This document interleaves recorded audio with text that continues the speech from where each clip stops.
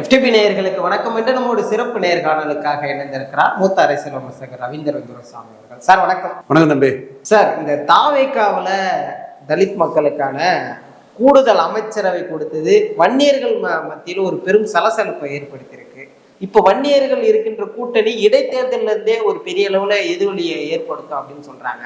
ஒருவேளை அதிமுக பெர்ஃபார்ம் பண்ணாத இடத்துல அது திமுகவிற்கு தான் பலனா போய் முடியும்னு பலரும் சொல்றாங்க. இது எப்படி சார் நகரும் அடுத்த கட்டமா? இல்ல நீங்க வன்னியர் சமூகம் இன்னொரு சமூகத்துக்கு வாய்ப்பு கொடுத்ததுனால அவங்க இது பண்றாங்கன்னு நம்ம ஒரு கருத்தை சொல்லக்கூடாது. அவங்க எண்ணிக்கைக்குரியது அவங்களுக்கு கிடைக்கலங்கிறதோ கிடைக்கணுங்கிறதோ ஒரு பார்வை பார்க்கலாம். பட் இதுல தாவேக்காவில் அவங்க எதிர்பார்க்க முடியாது. தாவேக்கா ஸ்டைலே வேற. அவங்க ஜெயித்ததே இப்போ தூத்துக்குடி, அது ஏற்கனவே ரோச் அந்த இடத்த கைப்பற்றலான்னு வந்தாரு. பெரியசாமி தரப்புல நாடாரே ஜெயித்துட்டாங்க, பெரியசாமி ஃபேமிலியை ஜெயித்துட்டாங்க. ஏபிசி வீரபாபு வெள்ளாளர் வரலாம் நினைச்சா பண்ணிட்டாப்ல. இப்போ இவர் சார்க்க ரிலேட்டிவ் தான், ஒரு நகைச்சுவை நடிகர். அவர் ஒரு மீனவர், அந்த பழைய இதெல்லாம் சேர்ந்து விஜய்க்கு செல்வாக்கெல்லாம் சேர்ந்து அபரீத வெற்றி பெற்றி கீதா ஜீவன் ஃபேமிலியை தோற்கடிச்சிட்டாப்புல, பெரியசாமி ஃபேமிலியை தோற்கடிச்சிட்டாப்புல. அப்போ அவங்க என்ன பாக்குறாங்கன்னா, அவங்களோட சிறிய எண்ணிக்கைகள் எல்லாம் ஒன்று திரட்டி அங்க நின்று ஒரு அரசியலை நம்ம பண்ணிடுவோம்னு பாக்குறாங்க. அதே மாதிரி கொங்கு மண்டலத்திலும் சிறிய எண்ணிக்கைகளுக்கான சமூகத்துக்கான நம்ம வாக்களிச்சது அவங்க தான், அவங்களுக்கான ஒரு அரசியலை பண்றாங்க. அப்போ அப்படி ஒரு அரசியல் அவங்க பண்ணும்போது அது நீங்க ஜாதி கடந்து கூட அவங்க பண்றதா கூட எடுத்துக்கலாம். ஸோ அவங்களுக்கான ஒரு அரசியலை பண்றாங்க. இப்போ ஜெயலலிதா ஆட்சிக்கு வந்ததும் எம்ஜிஆர் பசுமன் முத்துராமலிங்க மாவட்டம்னு வச்சிருந்தாங்க. ஜெயலலிதா முத்துராமலிங்க தேவர் மாவட்டம்னு வச்சாங்க. பேக்கிங் கம்யூனிட்டி பொலிட்டிக்ஸை ஜெயலலிதா இன்ட்ரோடியூஸ் பண்றாங்க. எம்ஜிஆர் அரசியல் வேறு, ஜெயலலிதா அரசியல் வேறு. அதிமுகன்னு சும்மா கண்ணை மூடிட்டு பேசுவாங்க, கண்ணை மூடிட்டு பேசுவாங்க. ஏன் நாங்க ஒரு ஜாதி ஆட்சி, கள்ளச்சார ஆட்சி, கந்து வட்டிக்கார ஆட்சின்னு நாடார்கள்லாம் 96ல, ஏன் இன்னைக்கு உள்ள விஷயம் இல்லை. இன்னைக்கு சகோதர சமுதாயம் நம்ம அது காலங்கள் 30 வருஷத்துக்கு முன்னாடி நடந்த ஒரு விதத்தை சொல்றேன். 96ல ஏன் ஜெயலலிதாவுக்கு எதிராக அவங்க போர்க்கொடி தூக்குனாங்க நாடார்கள், மற்ற ஜாதி எல்லாம் ஜெயலலிதாவுக்கு எதிராக ஏன் திருப்பினாங்க? அப்போ ஏன் திருப்பினாங்கன்னா, ஜெயலலிதா ஆட்சி ஒரு பேக்கிங் கம்யூனிட்டி ஆட்சி மாதிரி பண்ணும்போது அவங்களுக்கு ஒரு அதிருப்தி இருந்தது, அந்த இடத்துக்குள்ள பண்ணாங்க. அப்போ எம்ஜிஆர் அரசியல் வேற, ஜெயலலிதா அரசியல் வேற. அதே மாதிரி விஜய் அரசியல் புது அரசியல். அவர் மற்ற இன்னொரு பகுதிகளில் வன்னியர்களுக்கு பிரதித்துவம் கொடுத்திருப்பாரு.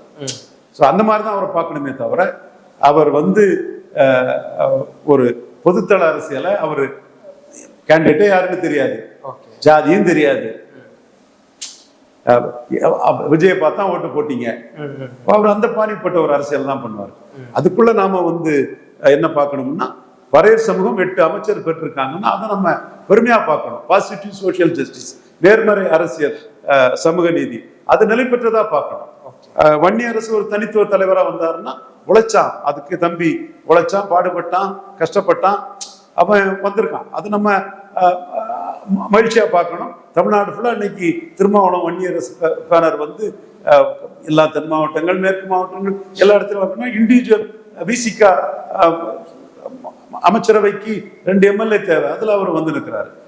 அடுத்தாப்புல கல்வியாளர் விஸ்வநாதன் பொது தொகுதி மேலூர்ல ஜெயித்தாரு, வந்திருக்கிறாரு. அப்ப இதெல்லாம் நம்ம ஒரு பொலிட்டிக்கல் விஷய சர்க்கிள் அப்படி மாறி வரும், எல்லாரும் அதிகாரம் பெறுவாங்கங்கிற அந்த இதுக்குள்ளதான் பார்க்கணுமே தவிர, இதை நம்ம இதனால அவங்க இதுங்கிற மாதிரி கூட. அவங்களுக்கு தேவைன்னா இப்போ அன்புமணி தனி ஒதுக்கீடு கேட்பாரு, ஜாதிவாரி கணக்கெடுப்பு நடத்தி உடனே தனி ஒதுக்கீடு கேட்பாரு. அது நேர்மறையா அவங்களுக்கான இதை பார்க்கணுமே தவிர, அந்த எதிர்மறை எண்ணங்கள் அதுக்குள்ள போடுறது சரியா இருக்காங்க. என்னோட பார்வை, கணிப்பு, என்னோட கருத்து. CV சண்முகம் சொன்னதுல ஒரே ஒண்ணு, மிதுன் பழனிசாமியை உள்ள கொண்டு வர பாக்குறாங்க அப்படின்னு சொன்னாங்க. தொடர்ந்து அனைத்து கட்சியுமே ஒரு இளைஞர் பங்களிப்போடு போது, உதயநிதி, அண்ணாமலை, விஜய் அப்படி இருக்கப்போ மிதுன் பழனிசாமி அது ஒரு யங்ஸ்டர்ஸ் முகமா அந்த அரசியல் மாறும்ன்றதுக்கான நோக்கமா புரிஞ்சுக்கணுமா? மிதுன் பழனிசாமியை எடப்பாடி கொண்டு வர்றது ஒன்றும் ஆச்சரியமோ அதிசயமோ இல்லை. அவர் இது வரைக்கும் அரசியலே தலையிட்டது இல்லை. அந்த கட்சி அவர் தலைமைக்கு தாங்க ஓட்டு. நான் நியாயமா பேசணுங்க. 2024 அவரை 3 தொகுதியில டெபாசிட் இழக்க செய்வேன்னு சொன்னேன், செய்தோம். அடுத்தபடியா 2026லயும் அவருக்கு எதிரான அரசியலை தான் ஃபுல்லாவே பண்ணணும். 1, 2 இல்லை. அம்பேத்கர் சொல்ற மாதிரி ஐடென்டிஃபை தி எனிமின்னு எடப்பாடி தான் எதிரின்னு சொல்லி நம்ம அந்த அரசியலை பண்ணணும். ஏன் விஜய் கூட எம்ஜிஆர் ஜெயலலிதா பேரை சொல்லி செங்கோட்டையன், சத்யபாமா, லோகேஷ், எடப்பாடியை பலையினப்படுத்துவாரு, அதுதான் நல்லதுங்கிறத நம்ம சொன்னோம். நம்ம சேலம் மணிகண்டன்லாம் அப்பவே சொல்லுவார் வாதங்கள்ல.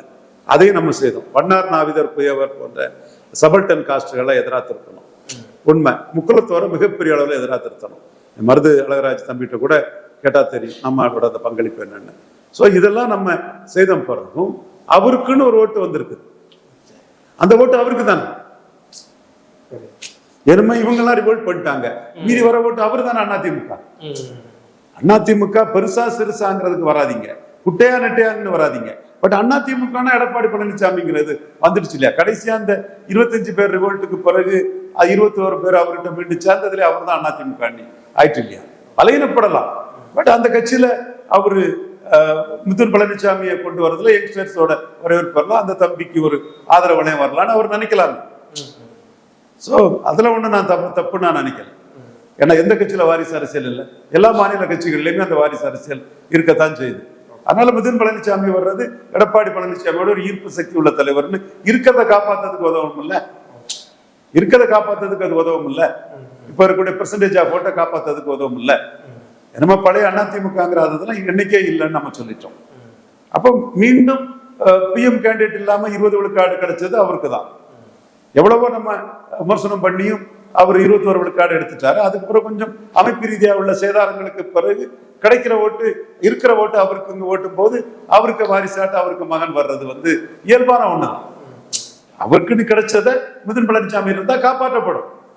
எங்க வாரிசு அரசியல்ங்கிறது அரசியல் களத்துல ஏற்றுக்கிட்டாதாங்க.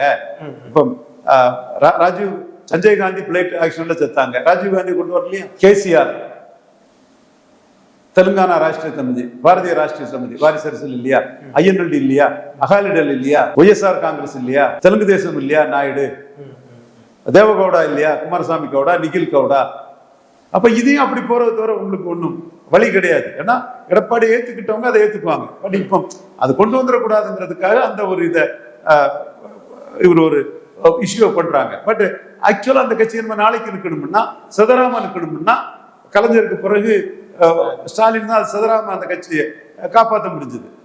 எம்ஜிஆர் ஜெயலலிதாவுக்கு ஒரு வாரிசு இருந்தாலும் தீபா ஜெயக்குமார் கட்சியை கொண்டு வந்திருப்பாங்களோ அப்படியே பிராமின் இருப்பாங்க. பிராமின்ஸ்க்கெல்லாம் எதிர்ப்பு கிடையாது, பிராமணர்களுக்கு எதிர்ப்பே கிடையாது. ஜெயலலிதாவை ஏற்றுக்கிட்ட மக்கள் அப்படியே தீபா ஜெயக்குமார் ஜேர்னலிஸ்ட் படிச்ச ஒருவங்க தான் ஜெயலலிதா நண்பக என்ன கூட்டம் அது கட்சிக்குள்ள அவங்க இருந்திருப்பாங்கன்னா அவங்களே ஏற்றிருப்பாங்க. இப்போ அதனாலதான் இன்னைக்கு பல லீடர்ஷிப் பிரச்சனை அது கட்சி இன்னைக்கு 20 விழுக்காடுக்கு கீழே அண்ணி போயிட்டு. அப்ப இந்த கட்சியை நம்ம தாக்கு பிடிக்கணும்னா மிதுன் பழனிசாமிங்கிறது அது பிளஸ்ஸா தான் இருக்கும். நான் சகாதேவ மாதிரி உண்மையை சொல்றேன். எடப்பாடிக்கு மிதுன் பழனிசாமி இருக்கிறத காப்பாத்துறதுக்கு கரெக்டா தான் இருக்கும். எப்போ கொண்டு வராரு எப்போ வராருன்னு தெரியாது, அது பிளஸ்ஸா தான் இருக்கும் நான் கருதுறேன். அதுதான் இந்தியா ஃபுல்லா உள்ள இது நான் சொல்றேன். அது இல்லைன்னா பல தலைமை டிஸ்இன்டெகிரேட் ஆகி போகும்.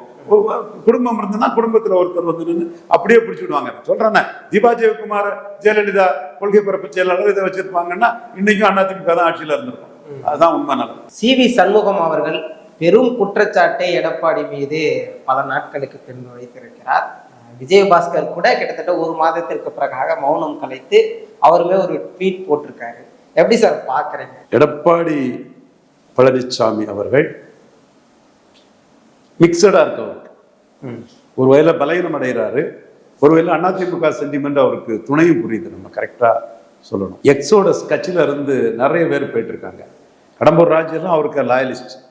அப்ப அவர் ஏன் கோயில்பட்டிக்காரர் போறாரு? இனிமேல் இவர்கிட்ட இருந்தா நமக்கு வாழ்வு இல்லைன்னு தானே போறாரு. எடப்பாடி கூட இருந்தா நமக்கு என்ன அரசியல் வாழ்வு இல்லைன்னு தானே போறாரு. தடபாய் சொந்த செல்வாக்குல ஜெயித்துட்டாரு, அவர் நிற்கிறார். அவரு கன்னியாகுமரி மாவட்டத்தில் ஒரு செல்வாக்கான ஒரு தலைவர். கன்னியாகுமரி மாவட்டம் அதிமுகனா அவர் தாங்கிற அளவுக்கு அதை நிரூபிச்சிட்டாரு. அவரு வெற்றி பெற்றிருக்காரு, நிற்கிறாரு. தோல்வியடைஞ்ச கடம்பூர் ராஜு வெயிட் பண்ண தயார் இல்லையே. அப்போ எடப்பாடியோட வியூகமும் சரியில்லை, அரசியல் அணுகுமுறையும் அந்த இடத்துக்குள்ள இவங்களுக்கு நம்பிக்கை கொடுக்கல. கடலூர் சம்பத் எடப்பாடி காலிலே விழுந்தார். அமைச்சராக இருக்கும்போது முதலமைச்சர் எடப்பாடி காலிலே விழுந்தார். நம்மளை பார்த்தோம். அவர் இன்னைக்கு எடப்பாடி விட்டுட்டு போறாரு. உடுமலைப்பேட்டை ராதாகிருஷ்ணன் இங்க வெள்ளாளக்கவுண்டர் அல்லாத ஒரு முகமாட்டு ஒரு 24 மணி தெலுங்கு செட்டியார் சமூகத்தை சேர்ந்தவர். உடுமலைப்பேட்டை ராதாகிருஷ்ணன் அங்க அதிமுக பழைய ட்ரெடிஷனலா இருக்கிறவர், அவர் போயிட்டார். இங்க கடம்பூர் ராஜு ஒரு வெயிட்டா இருந்தார். அங்க அந்த ஊத்துமலை இல்ல கைத்தாறு ஜமீன் அவருக்கெல்லாம் எதிராக அரசியல் பண்ணி ஒரு வெயிட்டா இருந்த ஆளு. அவர் வந்து இன்னைக்கு வந்து எடப்பாடி நம்பி பயணிக்கிறதுல லாபம் இல்லைங்கிறாரு. உடுமலைப்பேட்டை அவர் போயிட்டாரு. இவர் பெஞ்சமின் அவர் வந்து திராவிட முன்னேற்ற கழகத்தில் போயிட்டார். நடேசன் பால்ராஜ் மகன் வெங்கட்ராமன் அவர் திராவிட முன்னேற்ற கழகத்துக்கு போயிட்டார். அப்போ எக்ஸோடஸ் அதிமுகவுக்குள்ள ஹெவியா இருக்கு. இப்போ இதை தடுக்கிறதுக்கு எடப்பாடி எதுவும் பண்ணலை. பட் இன்னொன்று நான் சொல்றேன், கேடர்ஸ் வந்து இந்த ஸ்பிரிட்ல வந்து எடப்பாடியை தான் இப்படிதான் நிற்கிறாங்க. ஏன்னா இந்த ஸ்பிரிட் வந்து மற்ற 3 ஸ்பிரிட்லையும் எடப்பாடி ஒரு கிராப்பரா ஓபிஎஸ்க்கு எதிராக எல்லாமே நடக்கும்போது அதை ஏற்றுக்கொண்ட இவர்கள் தான் இரட்டை தலைமைங்கிறத மாற்றி ஒற்றை தலைமை அதிகாரத்தை கொடுத்த இவங்க தான் இன்னைக்கு இவர்கிட்ட அல்லவலப்படுறாங்கிறத கேடர்ஸ் உணர்றாங்க. பட் நீங்க பார்த்தீங்கன்னா விழுப்புரத்தில் ஒரு இன்னொருத்தர மாவட்ட செயலாளராக போட்டுட்டார். சிவி சண்முகம் இடம் எப்படிப்பட்ட ஆளு சிவி சண்முகம், அவன் எவ்வளவு பவர், என்ன பொசிஷன்ல இருந்தவர். அப்போ அவருக்கு இன்னைக்கு இதை ஏற்றுக்கொள்ள முடியல. இது எடப்பாடி பழனிசாமி மறப்போம் மன்னிப்போம்னு அந்த இடத்துக்குள்ள கொஞ்சம் பெருந்தன்மையா நடந்திருக்கணும். பண்ணிட்டீங்க, தோத்துட்டீங்க, நான் ஜெயித்துட்டேன், 32 வர விடாம பார்த்து 25ஓட நிறுத்திட்டேன், சுப்ரீம் கோர்ட் அடிச்சிடும், கவர்னர் அடிச்சிருவாருன்னு மத்திய அரசும் இந்த விளையாட்டை அனுமதிக்க மாட்டாங்கன்னு நீங்க மாட்டிக்கிட்டீங்க. சரி, மாட்டிக்கிட்டு வந்துட்டீங்க. வந்த பிறகு சரி இவங்கெல்லாம் ஒரு வெயிட்டான ஆளு, அந்த வெயிட்டேஜோட இவங்களை அலோவ் பண்ணுவோன்னு அலோவ் பண்ணிருக்கோம். நீங்க அந்த இடத்துக்குள்ள நீங்க வந்து இவங்களை நம்ம அதிமுக விட்டே வரட்டணுங்கிற ஒரு எண்ண ஓட்டத்துல எடப்பாடி செயல்படுறாரோங்கிற சந்தேகம் இருக்கு அந்த இடத்துக்குள்ள. அப்பதான் சிவி சண்முகம் சரியான பாயிண்டை பிடிச்சிட்டார். நான் பேசின பாயிண்ட், நான் சொன்ன பாயிண்ட், நான் பல ஊடகத்தில் பேசின பாயிண்ட், தொலைக்காட்சி பேட்டிகளில் பேசின பாயிண்ட், அதை பிடிச்சிட்டார். 31 இடத்துல பாமக போட்ட பிச்சைங்கிற வார்த்தைய சிவி சண்முகம் பேசிட்டார். கடுமையான வார்த்தையில அடிச்சிட்டார். அவர் பாமக சொல்றாருன்னா அவருக்கு பலத்தையும் வன்னியர்கள் பலத்தையும் தான் சொல்றாரு. உங்களுக்கு நீங்க கிராமப்புற உள்ளாட்சி வந்து திமுக ஆட்சியில் நடக்கும்போது வந்து விழுப்புரம் டிஸ்ட்ரிக்ட்ல நல்ல ஒரு பெர்ஃபார்மன்ஸை காட்டின ஒரு சிவி சண்முகம். அது அரசாங்கம் அந்த பட்டியலை வெளியிடலை, பட் காட்டினவர். ஸோ அவர் வந்து இன்னைக்கு என்ன சொல்றாருன்னா 31 சீட்டு 47 சீட்ல 31 பாமகவில் வந்ததுன்னா வன்னியர்களால் வந்ததுங்கிறத சொல்றாரு. அப்போ வன்னியர் ஆதரவு இல்லைன்னா நீங்க இல்லைங்கிறார், எங்க ஆதரவு இல்லைன்னா நீங்க இல்லைங்கிற. அது ஒரு பாமக காரங்க சொன்னா அதை ஏத்துக்கிற மாதிரி இருக்கும். அதிமுகவோடு பயணிக்கலாம்னு சொல்றவரு அது அதிமுகவை இவருமே பலவீனப்படுத்துறாரு. கண்டிப்பா பலவீனப்படுத்துறாரு, அதுல எந்த மாற்றமும் இல்லை. நீ சொல்லக்கூடிய என்கிட்ட கேட்ட கேள்வி லாஜிக்கான கேள்விதான். பாமக சொன்னா அது கரெக்டா இருக்கும், அதிமுக காரர் அதை சொல்லாமன்னு சொன்னா அதிமுக காரருக்கு கருத்து என்னன்னா கட்சி அவ்வளவு பலவீனப்பட்டுட்டு பாமக கூட்டணி இல்லைன்னா ரொம்ப பலவீனப்பட்டிருப்போங்கிற சொல்றாரு. ஸோ இதைத்தான் நான் சொல்றேன். நெல்லை, தூத்துக்குடி, திருநெல்வேலியில நாமளே டிக்ளேர் பண்ணி தேவருக்கு எதிராக நாடார் இலவச ஓட்டு போட மாட்டாங்க, நாடார் பாசிட்டிவான கம்யூனிட்டி அப்படின்னு டிக்ளேர் பண்ணி 3 தொகுதியிலையும் டெபாசிட் இழக்க வச்சோம். நம்ம நியாயம் இருக்கு, நம்ம டெபாசிட் இழக்க வைக்கிறதுக்கான நியாயங்களும் இருக்குது, நம்ம அதை சொல்லிதான் செய்தோம். அதே காலகட்டத்தில் வந்து விழுப்புரம், சிதம்பரம், சேலத்துல இவர் அபரிதமா இருந்தார். காரணம் வன்னியர் சமூகங்களோட ஆதரவு, இதுதான் அவருக்கு காரணம். இப்ப வன்னியர் சமூகம் ஆதரவு வந்து அன்புமணி மூலமா கூடுதலாட்டே வருது, சீட் கன்வெர்ட் ஆகுது. இதுல என்ன பார்க்க வேண்டிய ஒரு விஷயம் என்னன்னா 26க்கு முன்ன அன்புமணி ராமதாசா டாக்டர் ராமதாசான்னு ஒரு போர் நடந்தது. யானை விழுந்தா எறும்பு மண்ணள்ளி போடுமாங்கிற மாதிரி டாக்டர் ஐயா மேல நாம் குறை சொல்ல விரும்பல, முடிஞ்சிட்டார் அரசியல். எருமா அவருக்கு புகழே அவருக்கு மகனை நம்பிதான் இருக்கு, அவருக்கு அன்புமணியை நம்பிதான் அவருக்கு புகழே இருக்குது. ஆனா 2026க்கு முன்னாடி ஐயாவோட நிலைமை என்ன? டாக்டர் ஐயாவை கூட்டணியில சேர்த்துக்கிட்டு அன்புமணியை திராட்டில் விட்டுருவாரு எடப்பாடிங்கிற கருத்து கடுமையா பேசப்பட்டுதான் இல்லையா? அப்போ அவசரப்பட்டு அன்புமணி 18 சீட்டுக்கே கூட்டணி வச்சுக்கிட்டார். அதாவது பலகீனப்பட்ட அதிமுக கிட்ட பாமகவும் பிளவுங்கிற அடிப்படையில் 18 சீட்டுக்கே கூட்டணி வச்சுக்கிட்டார். அப்ப கூட நம்ம சொன்னோம் அன்புமணி 10.5 மையமா வச்சு சௌமியா அன்புமணியோ எடப்பாடியில் நின்னா கதையே வேற சொன்னோமா இல்லையா? அவர் வந்து ராமதாசும் எடப்பாடியும் சேர்ந்து அரசியல் பண்ணிட்டாங்கன்னா நம்மளை மாட்டி விடுவோமோ நம்மன்னு அச்சம் வந்துட்டு நம்ம உடனே போய் சேர்ந்து விடுவோம்னு 18 சீட்டுக்கு குறைஞ்ச சீட்டுக்கு போய் சேர்ந்துட்டாரு. பட் நல்ல சீட்டை கொடுத்தாரு எடப்பாடி ஐயா. சீட்டு நல்ல சீட்டு கொடுத்தாரு. நம்ம கரெக்டா நியாயமா பேசணும். குறைஞ்ச சீட்டுக்கு போனவரு இன்னைக்கு 31 சீட்ல ஜெயிக்க வச்சிருக்கிறாரு அதிமுக. எருமை நிலைமை என்ன? திமுகவும் பாமகவும் கூட்டணி சார்ந்த எடப்பாடிக்கு நிலைமை என்ன? வண்டியர் பெல்ட்ல அவர் சொல்ல மாதிரி 8 சீட்டுக்கு தான் அப்ப நகரம், 8 சீட்டுக்கு தான் வேல்யூ இருக்குன்ற இடத்துக்கு கண்டிப்பா சிவி சண்முகம் வந்து அந்த இடத்துல கரெக்டா தான் பேசுறாரு. சிவி சண்முகம் கொஞ்சம் எமோஷனலா பேசுவாரு, உணர்ச்சி வசப்பட்டு பேசுவாரு, ஒரு கொஞ்சம் இதா பேசுவார். அதை நான் மறுக்க வரல. அவர் ஒரு நல்ல ஆர்கனைசர், ஒரு சில கருத்துக்களை லாஜிக்கலா பேசுவார். அட்வொகேட் இல்ல, சட்ட அமைச்சரா இருந்தவர். அதுல இன்னைக்கு அவர் அந்த கருத்தை சொல்றது வந்து நியாயமா தான் படுது. நான் சொன்னதுதான் அவர் சொல்றாரு. நான் ஏற்கனவே தேர்தலுக்கு முன்னையும் பின்னையும் சொன்னதுதான் அவர் சொல்றாரு. இப்போ சொல்ல வேண்டிய நிர்பந்தத்துக்கு அவர் ஐயா எடப்பாடி தள்ளினார். மிதுன் பழனிசாமி வந்து என்னுடைய வழக்கு ஒரு பொய் வழக்கு, திட்டமிட்டு புனையப்பட்ட பொய் வழக்கு. அதுல முதல்ல ஒரு கம்ப்ளைண்ட் கொடுக்குறாங்க, அதுக்கு நான் பெயில் வாங்குறேன். அதுக்கு பிறகு பிரைவேட் கம்ப்ளைண்டா என் பேரு, அந்த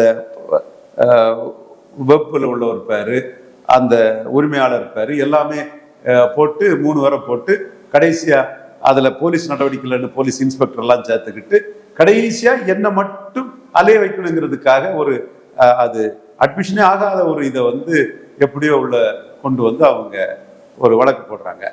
ஓகே, இந்த வழக்கு போடுறது யாரு? கண்டிப்பா எய்தவனுக்கு அம்ப நோக்கக்கூடிய வழக்கு எனக்கு கிடையவே கிடையாது.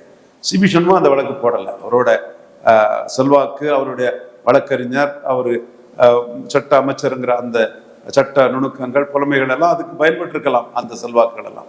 ஆனா அதை தூண்டி விட்டது மிதுன் பழனிசாமி தான், தெரியும் நமக்கு. பட் அந்த இதுலக்காக அவர் நான் வந்து எய்தவன் இருக்கு அம்ப நோக மாட்டேன்னு அப்பவே சொல்லிட்டேன். பட் இன்னைக்கு வந்து சிவி சண்முகம் உண்மையை உணர்றாரு. சிவி சண்முகம் இன்னைக்கு வந்து வன்னியராளால் தான் ஜெயித்தாரு எடப்பாடி. இந்த 31 ஜெயித்தது வன்னியராளான்னு வருது. இதோட பின்விளைவுகள் தான் எடப்பாடிக்கு ரொம்ப மோசமா இருக்கும். இப்போ அன்புமணி அடுத்தால என்ன ஸ்ட்ராட்டஜி எடுக்காருன்னு தெரியல. அன்புமணி 10.5, அதாவது 10.5 வன்னியருக்கு தனி ஒதுக்கீடு வேணும்னு களத்துக்குள்ள இறங்கிட்டாருன்னா பெரிய லெவல்ல அவர் இன்னைக்கு பாமக ராமதாஸ் பாமக கிடையாது, ஒரே பாமக தான், அன்புமணி பாமக தான். ஐயாவை அவங்களா மதிச்சு ஒரு அந்தஸ்து கொடுத்தாதான் ஐயாவுக்கு மரியாதையை தவிர மற்றபடி ஐயா இல்லை அரசியல் களத்துக்குள்ள. ரிட்டையர்மெண்ட் தான் ஐயா. பெருசா சாதிச்சவர், அது வரலாறு. அது நம்ம நன்றியோட நினைவு கூறணும். அவரால் தான் நம்ம பாப்புலர் ஆன தமிழ்நாட்டில், அந்த நன்றியோட நினைவு கூறணும். சில முட்டல் மோதல்களும் உண்டு, அது வேற விஷயம். ஆனா இன்னைக்கு ஒரே பாமகங்கிறது வந்து அன்புமணி தான். அப்போ அன்புமணி வந்து 10.5 மையமா வச்சு களத்துக்குள்ள தனியா நின்றுட்டாருன்னா வட தமிழகத்துல எடப்பாடி என்ன ஆவார்? இல்ல, இன்னொரு பாமகவை காட்டி 18 சீட்டுக்கு அன்புமணியை தள்ளிட்டாரு. வன்னியர்களோட ஒரு அடையாளமா அன்புமணி எழுதிட்டாரு. சௌமியா அன்புமணியோட அந்த வெற்றியும் அதற்கு ஒரு முக்கிய காரணமா இருக்குது. அவங்க வந்து திராவிட முன்னேற்ற கழகத்துக்கு கூட கூட்டணி வச்சுட்டாங்கன்னா வட தமிழகத்துல என்ன பண்ணுவாரு எடப்பாடி பழனிசாமி? இந்த 31 சீட் வந்த இடத்துல என்ன பண்ணுவாரு எடப்பாடி பழனிசாமி? அப்போ நீங்க சிபி சண்முகம் சொல்றதுல ஒண்ணுமே இல்லைன்னு நம்ம மறுத்துட்டு போயிட முடியாது. அதுலயும் சில நுணுக்கமான விஷயங்களும் கருத்துக்களும் சிவி சண்முகத்துக்கிட்ட இருக்கத்தான் செய்யுது. சார், அவரு சொல்றத பார்க்கும்போது நான் அதிமுகவில் இருந்தாதான் அன்புமணி அதிமுகவோட கூட்டணிக்கு வருவாரு அப்படின்னு டிமாண்ட சொல்றதாவே ஏத்துக்கணுமா? அவங்களுக்குள்ள சமூக ரீதியா ஒரு நட்புறவு இருக்கும். அது வந்து தேவைதான். அந்த வேணா வன்னியர் கம்யூனிட்டி தான் தமிழ்நாட்டில் சிங்கிள் லார்ஜஸ்ட் கம்யூனிட்டி. ஸோ அவங்களோட அரசியல் வந்து ஒரு தனித்தன்மையோட தான் இருக்கும். காமராஜ் வந்து அவங்களுக்கு போதுமான டிக்கெட் கொடுக்கலங்கிறதுக்காக அவர் வேற என்ன சொல்லிட்டாருன்னா, நாடே சுதந்திரம் அடைஞ்ச போது ஜாதினி போயிட்டாங்கிற ஒரு கடுமையான வார்த்தையை அவர் பிரயோகப்படுத்திட்டாரு, தெரியும் எல்லாருக்குமே. அப்போ அவங்க கிளர்ந்து எழுந்தாங்க. படையாச்சி 19 சீட்டு, நாயக்கர் 6 சீட்டு, சோசியலிஸ்ட் 3 சீட்டு, சுயேட்சைன்னு 30 சீட்டு எழும்பினாங்க. இப்பவும் அந்த கம்யூனிட்டி வந்து ஒன்றிணைஞ்சு வந்து சாதிக்கக்கூடிய அளவுக்கு ஒரு தன்மைக்குள்ளதான் இருக்குது. அவங்க வந்து ஒரு அரசியல் களத்துக்குள்ள வீரபாண்டி ஆறுமுகம், மதுராந்தம் ஆறுமுகம், செஞ்சி ராமச்சந்திரன்லாம் கலைஞர்கிட்டே வந்து ஒரு பெரிய லெவலில் ஒரு பவர் பாலிட்டிக்ஸ் பண்ணி முக்கிய ஆட்களாக நின்னாங்க. அது வரலாறு. இப்போ அதே மாதிரி சிவி சண்முகம், நானே சொல்லுவேன், KP முனுசாமி, சிவி சண்முகம், அன்பழகன், இவர் வீரமணி, இவங்களுக்கெல்லாம் நானே முக்கியத்துவம் கொடுத்தா பேசினேன். ஆனா இந்த இந்த ஃபைட்ல வந்து இவங்க கொஞ்சம் அவசரப்பட்டு மாட்டிக்கிட்டதுல எடப்பாடி கை வந்துச்சு. அதாவது 32 வந்திருக்கும்னா இவங்க கட்சியை வந்து அதிமுக மெர்ஜர்னே கொண்டு போயிடுவாங்க. 25 வந்ததுல சுப்ரீம் கோர்ட் அடிச்சிருவான். அந்த மகாராஷ்டிரா கேஸ் தெளிவா இருக்குது. ஷாமனெல்லாம் அதான் அழகா சொல்லுவார், டிஸ்குவாலிஃபை ஆயிட்டாங்க. ஸோ அந்த இடத்துக்குள்ள இவங்க மாட்டினதுல எடப்பாடிக்கு அதுல கொஞ்சம் டெக்னிக்கலா எடப்பாடி அதுல ஏறிட்டார். பட் ஜாதிய ரீதியா இப்போ சிவி சண்முகம் அதை பிடிச்சு அடிக்கிறார். ஜாதி ரீதியா பிடிக்கும் போது வன்னியர்கள் வந்து எடப்பாடி கிட்ட 10.5 தந்தாரு, நம்ம கம்யூனிட்டிக்கு தான் அந்த தனித்தன்மைங்கிற நிரூபிச்சாருங்கிற ஒரு இது எடப்பாடிக்கு மேல உண்டு. நம்ம முழுக்க அது இல்லைன்னு சொல்ல முடியாது. ஆனா இன்னைக்கு வந்து அரசியல் களத்துக்குள்ள வன்னியர்கள் அவங்களே தொடர்ந்து தங்களை சாதிக்க வேண்டிய சூழ்நிலை ஆகுது. அப்போ வன்னியர்கள் என்ன நினைப்பாங்கன்னா, சரி சிவி சண்முகம் ஒரு தப்பு பண்ணிட்டாரு, கட் அவுட் பண்ணிட்டீங்க, அவரை கௌரவமா நடிச்சு கட்சியை நீங்க வச்சிருக்கலாமே, அவருக்கே கௌரவ குறைச்சலை கொடுக்குறீங்கன்னு தான் வன்னியர்கள் வந்து ஃபீல் பண்ணதுக்கு ஒரு வாய்ப்பு இருக்கு. நான் ஏமா தான் பேசுறேன். இதுல வந்து அவங்க முழுக்க கட்சியை தானே கைப்பற்றணும், வேற யாரும் கட்சிக்குள்ள லீடர்ஷிப் அந்தஸ்தில் இருக்கக்கூடாதுங்கிற ஒரு இது எடப்பாடி ஸ்கீம் பண்றாரு. இதுக்கு எடப்பாடியை பற்றி நான் ஏற்கனவே சொன்னேன், எதிர் எடப்பாடியார் எலெக்ஷன் சொன்னவன் தான், கவுண்டர் பண்ணுவாருன்னு சொன்னவன் தான் நான். அவர் இன்னைக்கு ஒற்றை தலைமை கிடைச்சதும் பிடிய கிடைச்சதும் அதை வச்சுக்கிட்டு தன்னை அசெட் பண்ணி பெரிய லீடரா வர்றதுக்காக நினைக்கிறாரு. ஆனா கட்சி அமைப்பை கோட்டை விடுறாரு. மரகத குமாரவேல் இன்னைக்கு அது இணைப்புடா பிசுபிசுத்து போச்சு என்றாலும் ஒரு எம்எல்ஏ 2 தடவை ஜெயித்த எம்எல்ஏ போயிட்டாங்கல்ல. அது அம்பாசமுத்திரத்தை பற்றி மிக்சடு செய்தி வருது. அம்பாசமுத்திரத்தில் டெபாசிட் இழந்துரும் அதிமுகன்னு சொல்றாங்க. அம்பாசமுத்திரத்தில் அதிமுக டெபாசிட் இழக்கம், எசகி சுப்பியா போயிட்டாருன்னு.